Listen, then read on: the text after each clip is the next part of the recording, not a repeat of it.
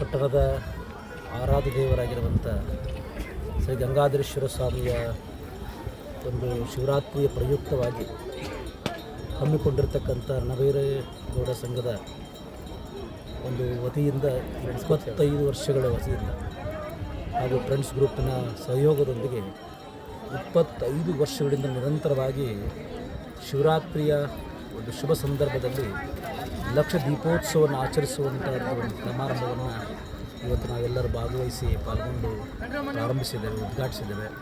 ಅತ್ಯಂತ ಸಂತೋಷ ತರುವಂಥ ಸಮಾರಂಭ ಅಂತ ನಾನು ಭಾವಿಸ್ಕೊಳ್ತೇವೆ.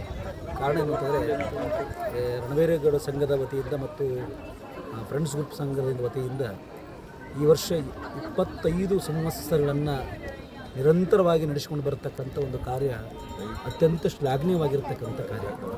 ಸಾರ್ವಜನಿಕ ಮತ್ತು ಸಾಮಾಜಿಕ ಕಾರ್ಯಕ್ರಮಗಳಲ್ಲಿ ಅದರಲ್ಲೂ ಸಹಿತ ಇವತ್ತು ಧಾರ್ಮಿಕದ ಆಚರಣೆಗಳನ್ನು ನಿರಂತರವಾಗಿ ನಡೆಸ್ತಕ್ಕಂಥದ್ದು ಬಹಳ ಕಷ್ಟದ ಕೆಲಸ.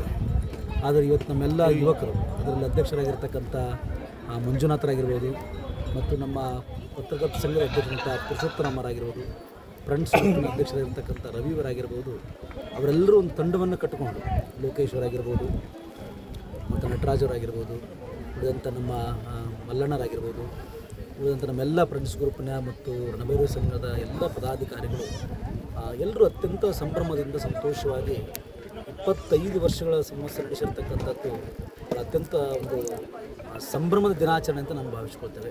ಇಂಥ ಒಂದು ಕಾರ್ಯಕ್ರಮವನ್ನು ಆಚರಿಸ್ತಕ್ಕಂಥದ್ದು ಭಾಳ ವರ್ಷಗಳ ಕಾಲದಿಂದ ನಡೆಸಿಕೊಂಡು ಬರತಕ್ಕಂಥದ್ದು ನಮ್ಮೆಲ್ಲರಿಗೂ ಅತ್ಯಂತ ಸಂತೋಷವನ್ನು ತಂದಿದೆ.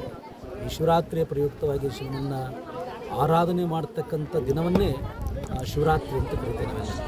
ಶಿವನು ಈ ಶಿವರಾತ್ರಿಯ ಮಾಘ ಮಾಸದ ಚತುರ್ದಶಿಯ ದಿವಸದಂದು ಮಧ್ಯರಾತ್ರಿ 12 ಗಂಟೆಗೆ ಲಿಂಗಸ್ವರೂಪವಾಗಿ ಭೂಲೋಕದಲ್ಲಿ ಪ್ರಕಟವಾಗಿರುವಂಥ ದಿನ. ಹಾಗಾಗಿ ಈ ಶಿವರಾತ್ರಿಯನ್ನು ಶಿವನು ಪ್ರಕಟಗೊಂಡಿರ್ತಕ್ಕಂಥ ದಿನವನ್ನು ಶಿವಸ್ಯ ರಾತ್ರಿ ಶಿವರಾತ್ರಿ ಅನ್ನುವ ಹಾಗೆ ಶಿವನ ಒಂದು ರಾತ್ರಿನೇ ಅನ್ನುವಂಥ ಹಿನ್ನೆಲೆಯಲ್ಲಿ ಇಡೀ ಇವತ್ತು ನಮ್ಮ ಭಾರತೀಯ ಸಂಸ್ಕೃತಿಯಲ್ಲಿ ಪ್ರತಿಯೊಬ್ಬರೂ ಶಿವನ ಆರಾಧನೆಯನ್ನು, ಶಿವನ ನಾಮಸ್ಮರಣೆಯನ್ನು, ಶಿವನ ಅಭಿಷೇಕವನ್ನು ಮಾಡ್ತಕ್ಕಂಥ ದಿನವನ್ನು ಇವತ್ತು ಆಚರಿಸ್ಕೊಂಡು ಬರ್ತಾ ಇದ್ದೀವಿ. ಆ ಹಿನ್ನೆಲೆಯಲ್ಲಿ ಇವತ್ತು ಕೊರಟಗೆರೆಯ ಪಟ್ಟಣದ ಎಲ್ಲ ಸಮಸ್ತ ಸದ್ಭಕ್ತರು ಗಂಗಾಧರೇಶ್ವರ ಸ್ವಾಮಿಗೆ ತಮ್ಮ ಭಕ್ತಿಯನ್ನು ಸಮರ್ಪಣೆ ಮಾಡಿ ದರ್ಶನ ಆಶೀರ್ವಾದವನ್ನು ಪಡಿತಾ ಇದ್ದಾರೆ.